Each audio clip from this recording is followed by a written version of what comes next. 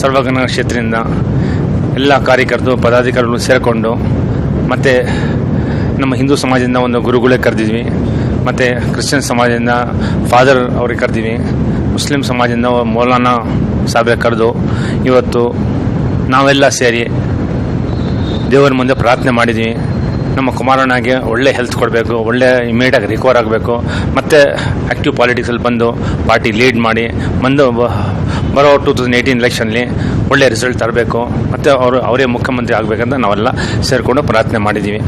ಮುಖ್ಯವಾಗಿ ಈ ಸಭೆ ಸೇರಿಯೋದೇ ಕಾರಣವೇನೆಂದರೆ, ಈಗ ಅವರು ಹಾಸ್ಪಿಟಲಲ್ಲಿ ಅಡ್ಮಿಟ್ ಆಗಿದ್ದಾರೆ, ಆಪರೇಷನ್ ಸರ್ಜರಿ ಆಗಿದೆ, ಅವ್ರಿಗೆ ಸ್ಪೀಡಿ ರಿಕವರಿ ಆಗಬೇಕು, ಅವ್ರ ಒಳ್ಳೆ ಹೆಲ್ತ್ ಆಗಬೇಕು. ಇದು ಮುಖ್ಯವಾಗಿ ಇದು ಕಾರ್ಯಕ್ರಮ ನಾವು ಮಾಡಿದ್ವಿ.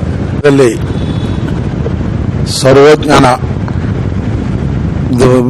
ಅವರ ಉದ್ದೇಶದಿಂದ ನಾವು ಸರ್ವೋದಯ ಅಂದರೆ ಏನು, ಸರ್ವೋದಯದ ಉದ್ದೇಶ ಏನು, ಮುಖ್ಯವಾಗಿ ಮತ್ತಾಯನ ಬರೋ ಸುವಾರ್ತೆ 20ನೇ ಅಧ್ಯಾಯದಲ್ಲಿ 5 ವಾಕ್ಯಗಳು ನಾವು 5ನೇ ಅಧ್ಯಾಯ 20ನೇ ವಾಕ್ಯದಲ್ಲಿ ಓದುವಾಗ ಬೆಳಗ್ಗೆ 9 ಗಂಟೆಗೆ ಒಬ್ಬರು ಒಂದು ಕೆಲಸಕ್ಕೆ ಬರ್ತಾರೆ, 3 ಗಂಟೆಗೆ ಒಬ್ಬರು ಕೆಲಸಕ್ಕೆ ಬರ್ತಾರೆ, ಸಂಜೆ 5 ಗಂಟೆಗೆ ಒಬ್ಬರು ಕೆಲಸಕ್ಕೆ ಬರ್ತಾರೆ. ಆದರೆ ಸಾಯಂಕಾಲ ಭಗವಂತ ಎಲ್ಲರಿಗೂ ಸಮವಾಗಿ ಕೂಲಿ ಕೊಡ್ತಾರೆ. ಅದೇ ಥರ ನಮ್ಮ ಕುಮಾರಸ್ವಾಮಿ ಅಣ್ಣ ಎಲ್ಲ ಗುಣವಾಗಿ ಈ JDS ಪಕ್ಷದಿಂದ ಗೆದ್ದು ಬಂದು ಒಂದು ಚೀಫ್ ಮಿನಿಸ್ಟರ್ ಆಗಿ ಎಲ್ಲರಿಗೂ ಸಮವಾಗಿ ಒಂದು ಒಳ್ಳೆ ಕಾರ್ಯ ಮಾಡಿ ದೇವರ ಆಶೀರ್ವಾದ ಪಡೆಯಬೇಕು ಎಂದು ನಾನು ಪ್ರಾರ್ಥನೆ ಮಾಡೋದಕ್ಕೆ ನನ್ನ ಕರೆದು ನಾನು ಅವರಿಗೆ ಪ್ರಾರ್ಥನೆ ಮಾಡ್ತಾ ಇದ್ದೀನಿ. मुझे मौलाना मुफ्ती मोहम्मद अली काजी कहते हैं। मैं हुबली से हूँ और बेंगलोर की एक बड़ी अजीम मस्जिद मुनव्वरा में जुमा का खतीब हूँ। आज अनवर शरीफ साहब की दावत पर मैं यहाँ पर आया। मैं ये बताना चाहूँगा कि सेहत अल्लाह ताला की बहुत बड़ी एक नेमत है। हम अंग्रेजी में कहते हैं हेल्थ इज़ वेल्थ, सबसे बड़ी दौलत सेहत है।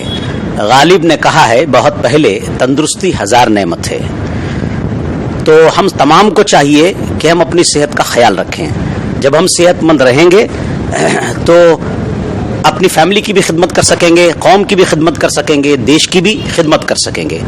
और जो हमारे लीडर्स हैं उनको तो ज़्यादा सेहतमंद होना चाहिए, ताकि वो अच्छे सेहतमंद होंगे। जितना ज़्यादा सेहतमंद होंगे उतना ज़्यादा देश की, कौम की, गरीबों की, जनता की खिदमत करेंगे।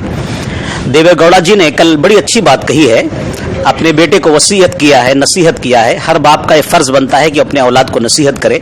उन्होंने भी अपने प्यारे बेटे कुमारस्वामी जी को नसीहत करते हुए कहा, बेटा फिलहाल सियासत छोड़ो, सेहत पे ख्याल रखो। बिल्कुल दुरुस्त बात है। सेहत अगर अच्छी होगी तो सियासत भी अच्छी हो सकती है। तो हमारी भी नेक ख्वाहिशात हैं कि कुमारस्वामी जी अच्छे हो जाएं और हमारे राज्य की, हमारे स्टेट सूबे कर्नाटका की खिदमत करें। मैं अनवर शरीफ साहब को मुबारकबाद पेश करता हूँ कि उन्होंने इंटरफेथ डायलॉग आज मुनाकिद किया अपनी पार्टी ऑफिस में, तमाम धर्म के लोगों को बुलाया और देश के लिए, अपने कुमारस्वामी जी के लिए और तमाम कौम की भलाई और मुल्क की भलाई के लिए एक नेक ख्वाहिशात पैगामात देने के लिए एक मजलिस मुनाकिद किया। उस पर मैं मुबारकबाद देता हूँ और मैं भी दुआ करता हूँ कि अल्लाह ताला हम तमाम को, सबको, कौम को, मुल्क को, मिल्लत को, अवाम को, सबको सेहत दे, अच्छी सेहत के साथ हम जिंदा रहें।